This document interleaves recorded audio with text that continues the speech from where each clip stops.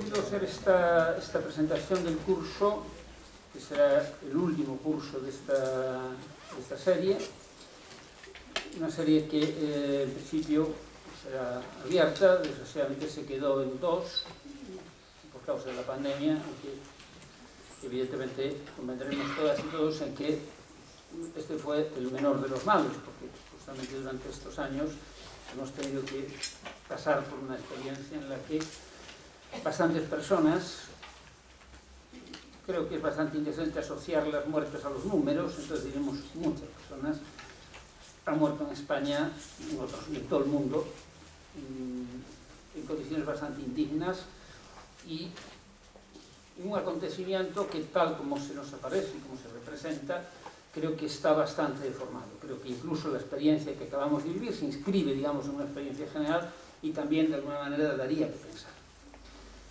Yo quiero hacer esto desde un punto de vista personal porque estos cursos son el fruto originario de una iniciativa personal mía, y quiero aclarar además que esa iniciativa tiene un carácter estrictamente filosófico. Yo sé que esto, cuando se dice esto, digamos, uno se arriesga a que la palabra filosofía y todo lo que ella conlleva está absolutamente impregnado de una concepción teológica, tradicional, ideológica y doctrinaria. Nada de eso tiene que ver conmigo, como, si le preguntéis a mí que anda por ahí, os contará más o menos de que son mis clases, porque me aguantó unas cuantas materias. Es decir, estamos hablando de una cosa completamente distinta. A mis alumnos les digo que la filosofía es esencialmente una actividad de riesgo, ¿no? Y se parece fundamentalmente a 2 actividades que considero fundamentalmente esenciales para la vida humana, que son el monte y el mar. La montaña y el mar son los ámbitos de dinamismo caótico. Cuando el navegante solitario o el montañero se enfrentan a ese dinamismo caótico, se quedan solos.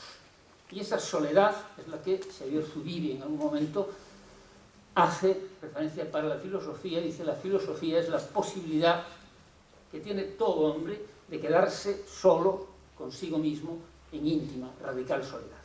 Esa soledad no es la soledad del desamparo, ni es el solus requero cartesiano, ¿no? Es una soledad, por así decirlo, que vuelve hacia sí mismo y que habla de su eticidad. Sobre eso es sobre lo que yo, en principio, quiero hablaros nada más al final, pero, entre tanto, quería, digamos, dejar claro cuál era el propósito originario de estos cursos y cuál ha sido el criterio con el cual estos cursos se han formulado. Y, por otra parte, quería hacerlo ahora al principio por un elemento que tiene que ver con la heterodoxia. Hay un pensador valenciano, al que yo le debo algo, como os diré el próximo jueves en ocasión, se llama Joan Fuster. Joan Fuster es una de las figuras verdaderamente más interesantes del horizonte intelectual y tal y político de mi juventud y, en cierto sentido, de mi adolescencia, ¿no? En una ocasión, en aquel entonces no era muy fácil encontrar libros en catalán por aquí, pero en una ocasión, no sé por qué ciudad de España, de estos libros que están en el suelo y que uno pasa por la calle, tuve la gran alegría de encontrarme con unas obras de Fuster en catalán. Fuster era un gran escritor en catalán. Y había un libro, una obra, incluía una obra de aforismos, ¿no? Desgraciadamente, es bueno pensar caminando. Nietzsche decía que nadie debería fiarse de cualquier idea que se le ocurra sentado. En principio, solamente nos debemos tomar en serio las cosas que pensemos caminando, ¿no? Pero caminar y leer es un poco difícil, salvo los aforismos o ciertas poesías. Entonces yo podía ir caminando sin pegar una hostia y con el libro de Fuster, y de repente encontré 2 aforismos. Uno de ellos hablaremos el jueves, el otro es ahora, decía: la heterodoxia es soledad, dice, o la soledad heterodoxia. Este elemento, digamos, de la heterodoxia, es decir, y esta vinculación de la soledad, es el elemento clave que a mí me parece esencial para afrontar esta cuestión.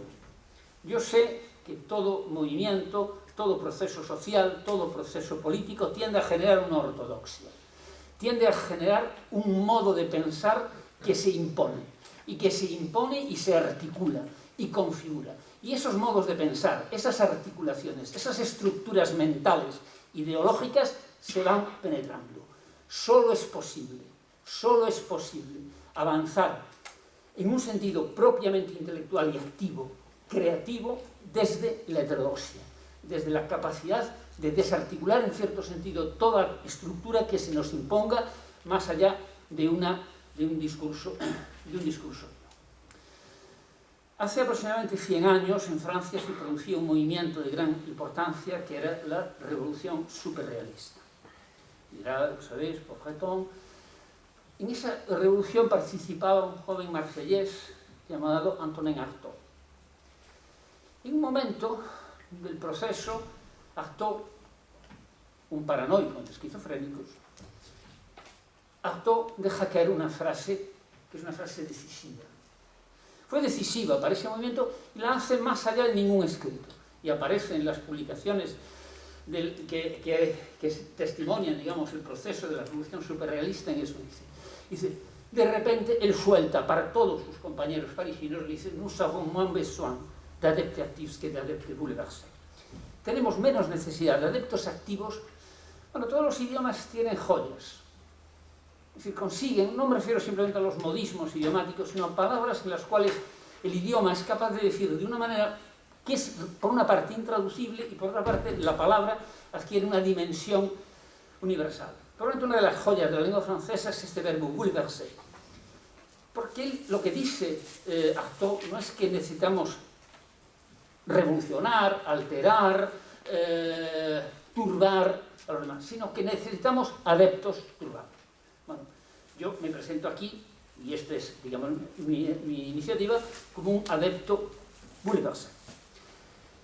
Bien, a partir de aquí las consideraciones que quiero hacer son, digamos, amplias y en principio son evidentemente la expresión un poco, siempre los heterodoxos tenemos algo de arrogantes, ¿no? Pero en fin, somos como tormentas de verano, ¿eh? No.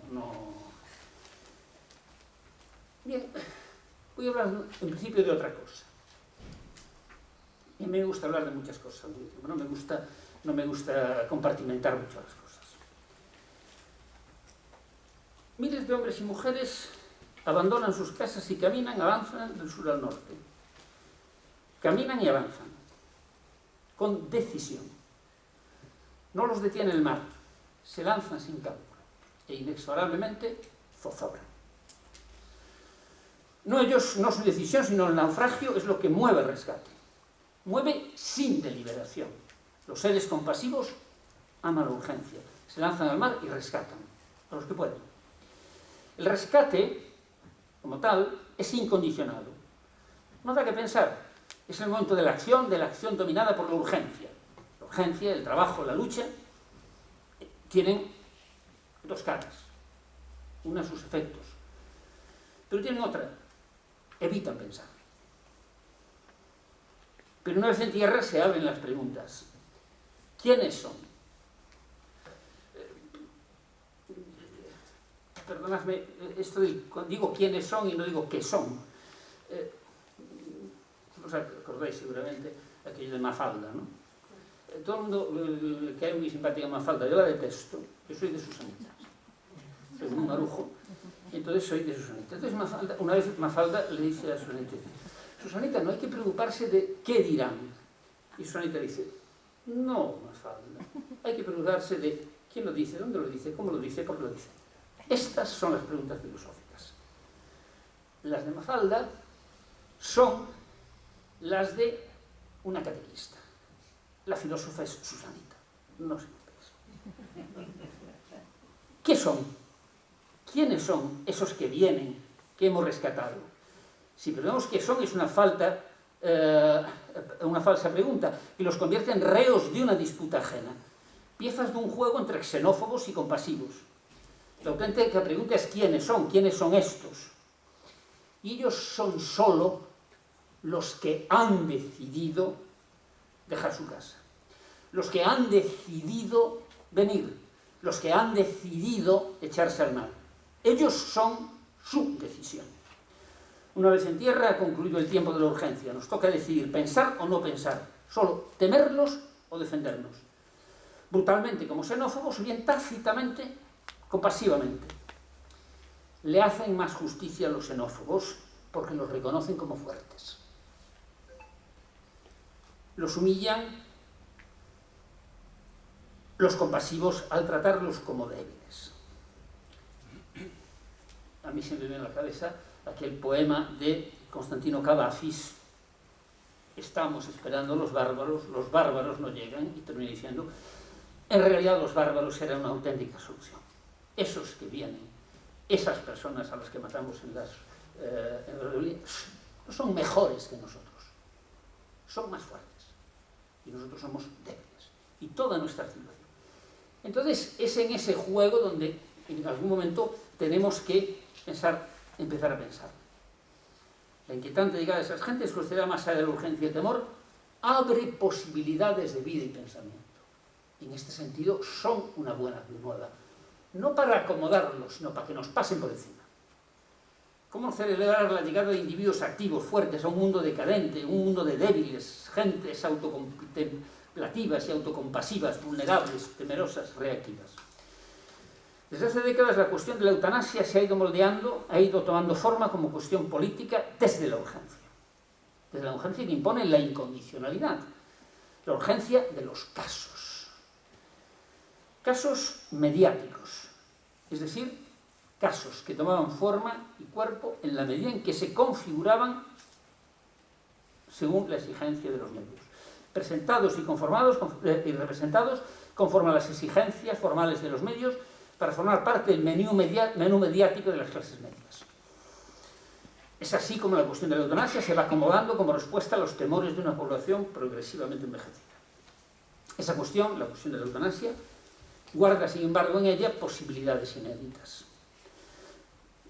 Posibilidades inéditas para invertir el signo de la decadencia. Para romper, digamos, ciertas inercias doctrinales y justamente para superar nuestra propia debilidad, no para trincherarnos en ella.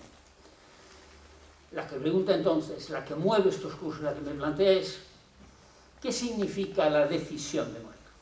Esta pregunta como tal yo la responderé modestamente, en algunos aspectos, bueno, modestamente no, porque yo no hago nada modestamente, pero la intentaré responder el El proceso por el cual la cuestión de la eutanasia ha ido cobrando forma, estos son elementos referenciales que yo tomo y que se están desde la ortodoxia. Ya sé que probablemente no os gusten, no sé, pero no pasa nada porque vosotros os echáis encima en cualquier momento. Ha ido cobrando forma la sucesión de casos mediáticos, deja irremisiblemente atrás la irreductible singularidad de las vidas que subyacen en los casos. No es posible movernos desde la representación y a tener la singularidad. No es posible. Hay una vieja anécdota en la que algunos niños van por la playa matando piojos en la cabeza. Un viejo se les acerca y le dice, ¿cuántos piojos tenéis?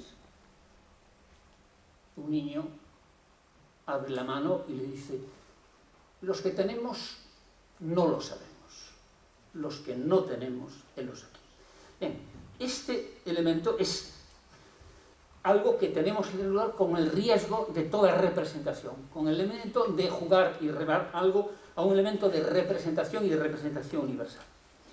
En la representación mediática la eutanasia se presenta como algo necesitado de legitimación, porque busca evidentemente un consenso en el marco publicitario. Y así remitida a las causas, los motivos, a la evaluación de las causas, la eutanasia se representa como un mal justificado por el dolor. Representar la eutanasia como una respuesta última al dolor solo sirve, en mi opinión, para eludirla. Reducir la cuestión de la eutanasia a la cuestión de su legalidad significa deformarla, desvirtuarla, rebajarla a muerte en defensa propia. Y por supuesto significa renunciar al sentido, a las posibilidades que abre.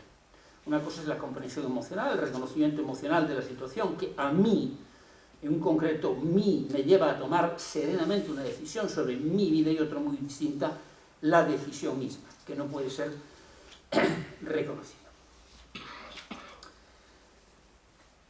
El el dominio distorsionador de la representación mediática solo existe en los medios, puede conducir a alguien dotado de recursos y poder a producir el caso, a tratar de controlarlo mediáticamente. Imaginemos a alguien situado en el centro, con contactos eficaces con el poder mediático y sólidos conocimientos profesionales sobre la producción en los medios. Ese alguien puede convertirse en guionista, productor, director, cámara, intérprete y promotor de su patética creación. Pero por verdaderos que sean los hechos en los que se sustente la representación, los distorsiona hasta la deformidad esperpéntica. La vida, convenientemente filmada, producida y editada para ser disuelta en el continuum comunicativo, para ser añadida al flujo diario de virtuosos ciudadanos necesitados de sensaciones eficaces, capaces de generar ese toque emocional que requiere todo equilibrado menú informativo entre las emociones políticas, las emociones deportivas y las emociones sentimentales. Reducida a su representación mediática, subordinada a la evaluación social de los motivos y la intensidad emocional, la cuestión de la eutanasia se convierte en un producto más. La vida y la muerte tienen su tempo, y no es el tempo de los medios. Y ahí es donde efectivamente interviene la cuestión del pensar, la posibilidad de pensar.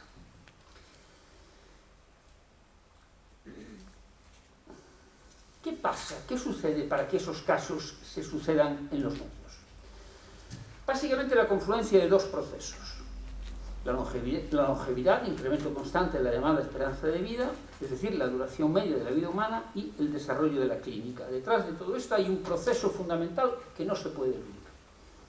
La aparición y la representación de la eutanasia tal como aparece tiene que ver con el tránsito a una sociedad de la vigilancia, en la tipología de Michel Foucault, que fundamentalmente se gira sobre el marco del encerramiento y a la evolución de la medicina preclínica a la medicina clínica. Estáis en una ciudad de médicos. Yo no he conocido, el franquismo que yo he conocido es un franquismo de curas y médicos. Es decir, esta es una ciudad dominada, doblemente levítica. Entonces, no me habléis del poder de los médicos. El poder de los médicos es inmenso. Los médicos constituyen un grupo profesional, constituyen evidentemente un grupo de poder, uno de los más poderosos grupos de poder, y constituyen una casta, junto con la judicial y la clerical, las tres castas más dominantes de la sociedad. Pero hay un elemento clave en todo esto, que es el tránsito de la medicina preclínica a la medicina clínica. La medicina preclínica, la medicina se fundamentaba en la figura del médico, y el médico era un sujeto singular, aislado, que básicamente, fundamentalmente, tenía un conocimiento manos y intervenía singularmente con un sujeto. El tránsito a la medicina clínica, y en España se produce muy tardíamente. En mi infancia todavía llamábamos al médico, y el médico era un sujeto personal con el que se mantenía una relación personal y física, ¿no? Palpaba, tocaba, estaba, tiempo, etc. Había un elemento de interacción a veces muy eso. Mi madre siempre cuenta que no sé cuál de nosotros, el médico, por cierto, un catedrático de la Universidad de Santiago, cuando le va, le dice: no, niña, ya estás preñada. Es decir, ese elemento de relación en el cual alguien le dice esto a su paciente, es un elemento que se sitúa. Esto no es un elemento ni mejor ni peor, es simplemente un arco que nos sirve para entender que lo que nosotros estamos, la clínica y el aparato clínico al que yo me estoy refiriendo, nos estamos refiriendo a un sistema de encerramiento, a un método de encerramiento en el cual, digamos, la medicina inconsecuente, estamos hablando de aparato clínico. Nosotros sabemos que la enfermedad es la mayor manifestación de vitalidad. Todos los seres vivos estamos enfermando permanentemente curándonos, evidentemente. Simplemente hay momentos en los que se produce, digamos, un elemento de intervención externa. Esa intervención es una intervención peculiar. En algún momento sería bastante interesante dedicarle un curso de verano a Hipócrates de Cos, que es uno de los sujetos más maravillosos, porque Hipócrates de Cos se caracteriza básicamente por ser uno de los primeros hombres que le planta cara a los dioses. Y le planta cara a los dioses diciéndole: meteros en vuestro puto Olimpo, panda de gilipollas, que la enfermedad es mía. Y eso es lo que le dice Hipócrates de Cos, uno de los sujetos más valiosos y más, es decir, uno de los elementos capitales para la existencia de Occidente. Bien, nosotros nos encontramos entonces con una aparición, es decir, con una configuración del problema de la eutanasia que aparece en el contexto de la clínica y aparece en el contexto de la confrontación con el aparato clínico-jurídico. Que llegado un momento en el que el aparato clínico es incapaz de curar, es decir, sus capacidades curativas están completamente agotadas, también es incapaz de retrotraerse, ni tiene mecanismos, ni los mecanismos personales que existían en la medicina preclínica para gestionar la situación. Y sin embargo, en virtud de la potencia tecnológica, puede ejercer su poder impidiendo la muerte, que es una cosa muy distinta a continuar con la curación. En realidad la respuesta es una respuesta de desafío, es una respuesta de poder. Ni al aparato clínico ni al Estado le importa nada la vida de las gentes. Puede dejar que se pudran y puede movilizar 15.000 antidisturbios para echar a una señora de 80 años de su casa y dejarla tirada. Y no le importa nada. Entonces, aquí no estamos jugando del asunto. Si estamos en eso, en consecuencia, y este es el elemento clave que me venía a pensar, el aparato clínico jurídico es el que se siente desafiado por la decisión de morir.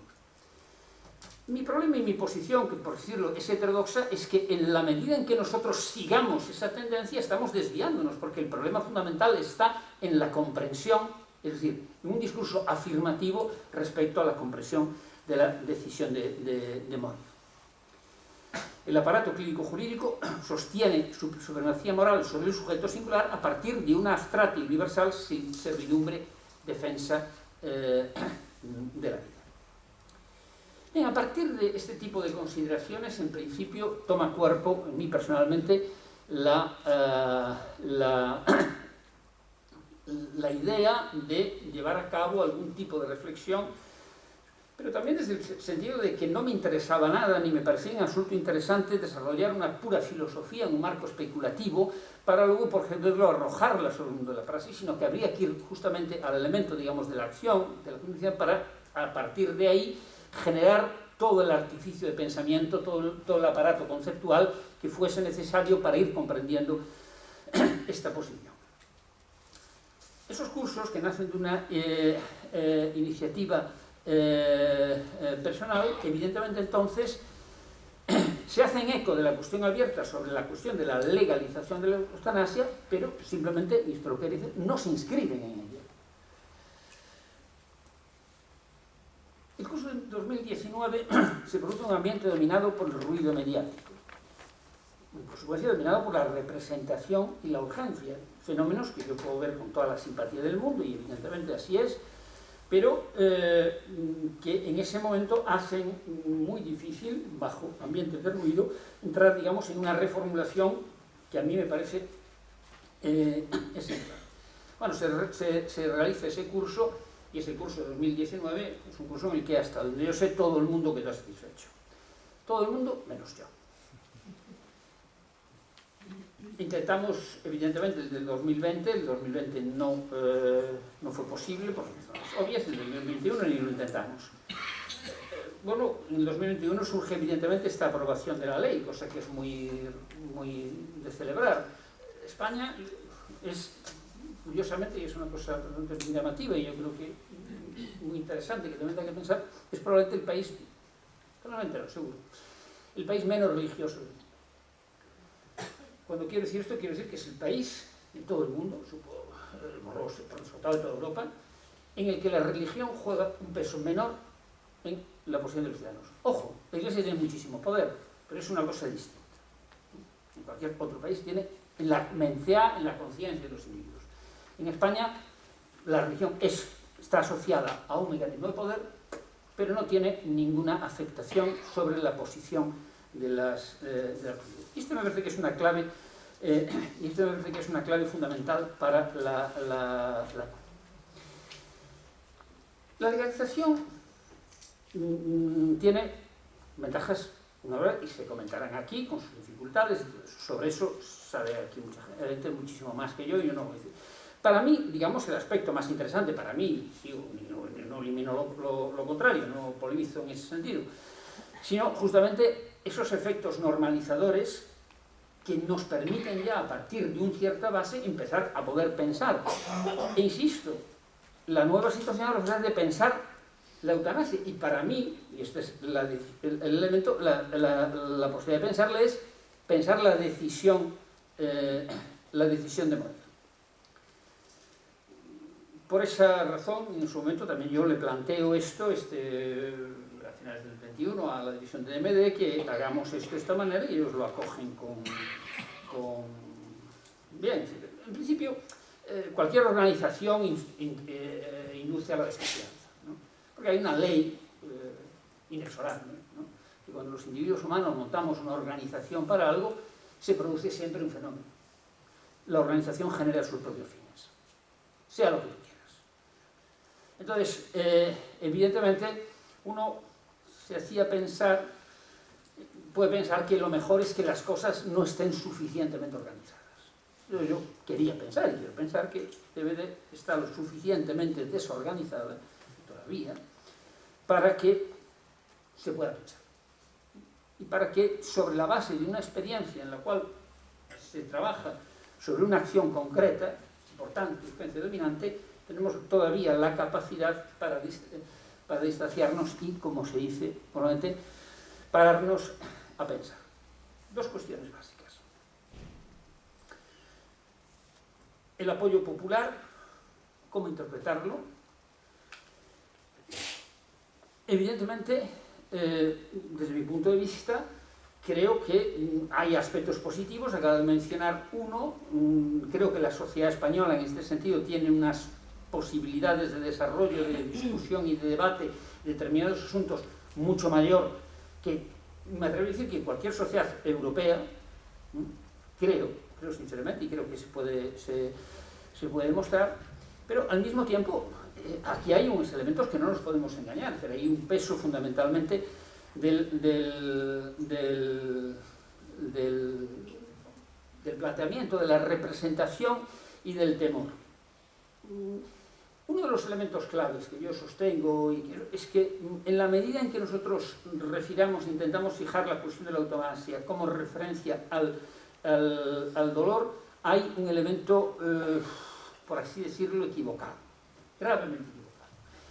Primero, hasta el más vulgar y más obtuso de los torturadores sabe que el ser humano tiene una inagotable capacidad para resistir al dolor.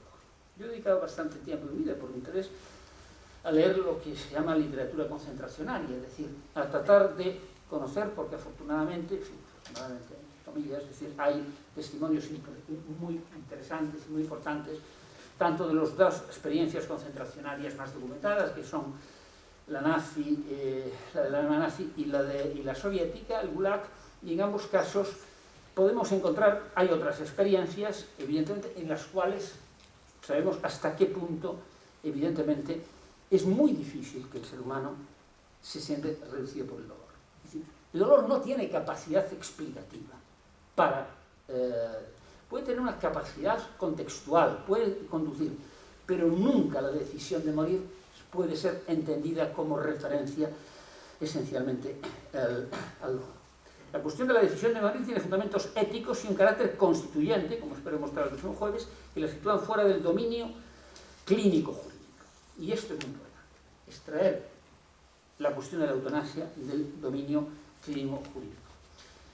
Quiero hacer una pequeña... Antes me refería a la cuestión de la inmigración, ahora quiero hacer una cuestión, un paralelismo y una proximidad con una cuestión que creo que es de las más próximas, con todas las distinciones que haya que hacer, a la eutanasia, que es el problema de lo que se llama normalmente el derecho al aborto, que es una expresión bastante tonta. Como sabéis, hay un mundo está lleno de antiabortistas, pero no hay nadie que sea abortista. Había que ser un poco chiflado, ¿no?, para que alguien fuese abortista, ¿no? Nadie sabe. Yo, imagino que la mayoría o todas los que estamos aquí, pues lo que no creemos, ¿no?, simplemente sabemos, y este saber es un elemento muy distinto, que a las mujeres tienen la posibilidad de quedar embarazadas, y es su posibilidad, simplemente. Y a partir de esa posibilidad sabemos que nadie tiene nada que decir al respecto, y punto. Y se acaba. En consecuencia no hay ningún problema.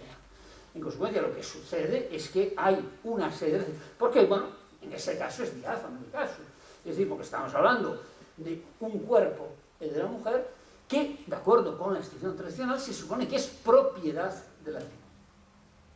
Y de la tribu y de determinados elementos de la tribu. Es decir, que la capacidad reproductiva de la mujer no es suya, sino que es de la especie, de la tribu, del clan, etc. Este elemento atávico, a veces... Bueno, en consecuencia, ¿dónde está el problema? En ningún lado. El único problema es el que viene de fuera. No existe el problema Habrá problemas técnicos. Esos son problemas para hacerlo efectivo. La decisión, no. Por cierto, siempre me ha llamado la atención que en las luchas sobre estos aspectos nunca se incluye algo fundamental.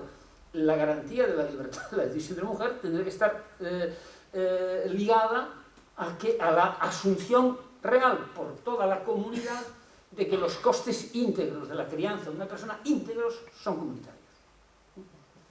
Y esa sería la auténtica... Pero lo que quiero subrayar fundamentalmente es que en ese caso, me parece que está diáfano, no existe el problema. Es decir, el único problema es el problema. Y ese que no existe el problema quiere decirse que no hay ninguna justificación, ninguna, para que haya nadie en el mundo que le pregunte a una mujer ¿por qué? Punto. ¿Por qué? Porque ella es su propia decisión y nada más. Esto es en realidad, digamos, la cuestión del cuanto... El dolor hay que considerarlo, pero no podemos entender la decisión de morir como algo que sea una dependencia del dolor. La decisión de morir no es una resolución frente al dolor. La decisión de morir, porque si así fuera, podría ser recomendada. Alguien me puede recomendar una amputación, por ejemplo. Y puede ser una recomendación clínica muy seria, que con frecuencia se hará, evidentemente. O cosas por el estilo. Es decir, cosas de una enorme gravedad. Pero evidentemente nosotros, a nadie se nos ocurre que en ningún momento, y ojo con esto porque puede venir, la eutanasia se convierte en un recurso clínico. Y ojo, que eso puede venir. ¿Por qué? Porque evidentemente el otro elemento que tiene que ver con este proceso, aparte de la reflexión emocional, son las evoluciones en el aparato clínico-jurídico. A este respecto quiero decir una cosa. Antes me refería evidentemente al tránsito. El problema de la medicina y de los médicos en estos momentos es que estamos asistiendo ya a un proceso, cuando aquí, por ejemplo en España, apenas está consumado el proceso del tránsito de la medicina clínica a una medicina posclínica que se tiene que ver fundamentalmente con lo que yo llamaría un devenir algorítmico de la medicina. Los médicos ya básicamente quieren evitar cualquier contacto físico con los pacientes, lo que quieren son pantallas de ordenador y fundamentalmente datos clínicos para manejar de una manera... Esto es una evolución normal. Hoy día podemos ver en el propio proceso de privatización de la medicina como se nos asalta, incluso se hacen publicidades en la televisión diciendo no se preocupe usted, no tiene ni que ir al médico, simplemente... Esto es para matarme.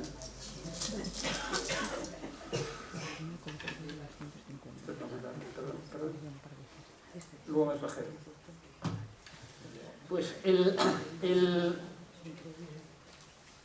esa cuestión es un elemento muy importante, ese tránsito. Como digo cosas muy negativas, no resisto la tentación de decir algo que lo suelto aquí para eso. En todas estas evoluciones, porque no quiero que se entienda y se puede entender así, como una visión, digamos, muy apocalíptica en absoluto, sino que es simplemente para la comprensión, hay un fenómeno que normalmente no se... Yo vengo trabajando por mi cuenta en él de una manera, en fin, un asunto hasta donde tengo tiempo, cuando me jubile tendré más, que es la evolución de la enfermería. La cuestión de la enfermería es uno de los acontecimientos más interesantes, en mi juicio, que hay, porque abre unas posibilidades. ¿En qué sentido? Hay un hecho que es muy importante, aparentemente es un hecho puramente académico, que es la consolidación del grado de enfermedad. Esto ha sido muy rápido, porque todavía recordamos, yo recuerdo puñeteras monjitas con las tocas dando el coñazo por los sanatorios. Esta ciudad, como tenéis, a principios de los 70 todavía había 25 sanatorios, en una ciudad que tenía 60 y pico mil habitantes, y lleno de monjitas. Y luego pasaron, en fin, a aquella carrera de enfermería, que era una cosa como... Y hoy en día la enfermería ha tomado un cuerpo académico solo. Ese cuerpo académico abre una posibilidad fundamental. Es una posibilidad, que es muy difícil que se consume, pero es muy posibilidad. Y a mí, donde hay una posibilidad, evidentemente, uno se queda muy... ¿Por qué? Porque hay la posibilidad de consolidar un proceso epistemológico de la enfermería que de alguna manera no solamente se sitúe al nivel de la posición del médico, sino que de alguna manera incluso se llegue a lo que sería deseable, que sería una subordinación de los médicos a la enfermería. Imagino, digamos, unos milagros que los médicos estén metidos, que están encantados en un sótano muy grande, lleno de ordenadores, y luego las enfermeras por arriba, evidentemente. Fijaros, lo voy a decir muy claramente. Los saberes tienen que ver con conocimientos de signos. Los marineros reconocen y saben los signos del mar, los carpinteros los signos de la madera, los campesinos los signos de la tierra y del cielo, los médicos los signos de la enfermedad, pero ya no saben los signos del enfermo. Y son dos cosas distintas. Los médicos saben de enfermedades, pero cada día saben menos de enfermos, entre otras cosas porque no los quieren ver grande. En cambio, evidentemente, justamente, ese conocimiento de los signos del enfermo abre una posibilidad. Esta posibilidad es especialmente importante desde el punto de vista de este devenir algorítmico, que lo estoy llamando yo, al proceso de la medicina postclínica, a lo que, siguiendo la tipología de Michel Foucault, sería el tránsito a una sociedad de control. En este sentido, aquí nos encontramos con un problema grave, que es algo que tenemos que tener en cuenta respecto a la posición de la eutanasia, que es que la evolución tecnológica, nosotros nos encontramos en una perspectiva de la medicina, evidentemente la evolución tecnológica en el siglo XX ha sido extraordinaria. Solo en el siglo XX la medicina ha adquirido auténtica eficacia curativa. Antes, pues, basta, digamos, retrotraerse a una historia de la medicina para ver que, bueno, un saber muy importante, pero su eficacia curativa hasta el siglo XX realmente es muy mínima, ¿no? Muy escasa. Las posibilidades tecnológicas son amplísimas, pero con dos procesos muy importantes que hay que tener en cuenta, porque si nosotros situamos la eutanasia en un marco clínico, tenemos que verla, digamos, en su evolución. Y la evolución de ese marco, evidentemente, es la de un incremento de costes que está moviendo ya directamente, conmoviendo todas las estructuras de un sistema clínico referenciado a los esquemas del estado de bienestar. Es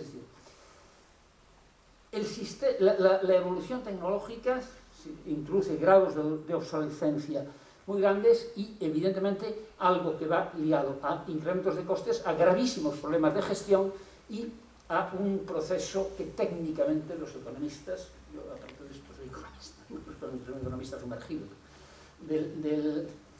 llaman segmentación. Y son procesos de gestión. Tened en cuenta otro fenómeno que está ligado a esto.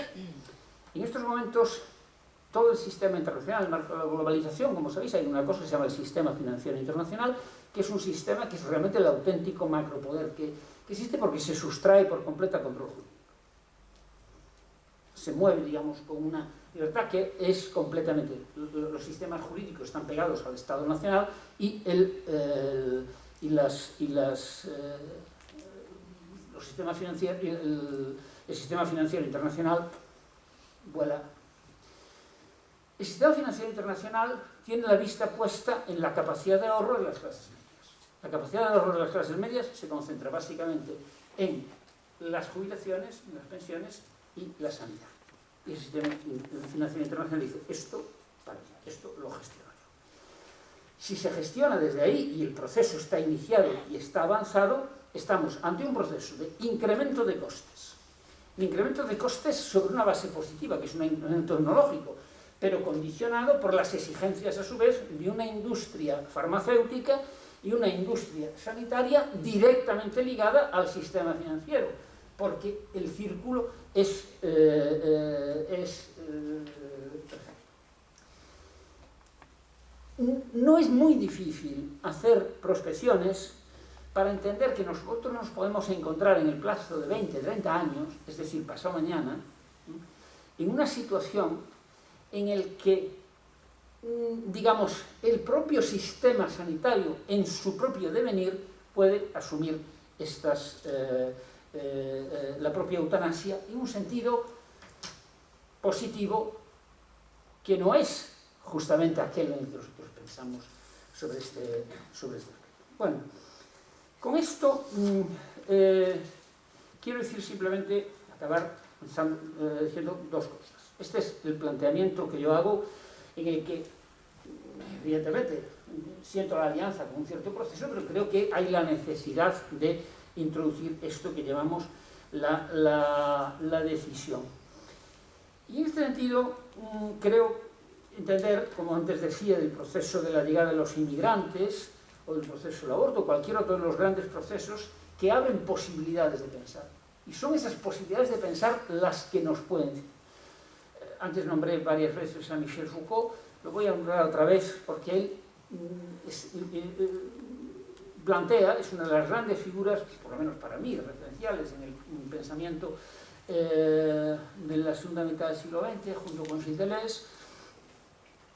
Y hay un elemento capital que Foucault introduce en su pensamiento que se llama penser autrement, pensar de otra manera. Ese elemento pensar, pero ese pensar de otra manera es un pensar que solamente puede tener lugar en la medida en que el pensamiento no sea, digamos, el fruto, digamos, de un puro juego especulativo, sino que de alguna manera se sitúe fuera de las coordenadas clásicas, sujeto-objeto, conciencia, mundo-verdad, sino pensar activamente, actuando de un modo inactual contra el tiempo, sobre el tiempo, en favor de un tiempo por venir. Esta es una frase de Nietzsche, que dice la tercera intempestiva, pero que básicamente se atiene a eso.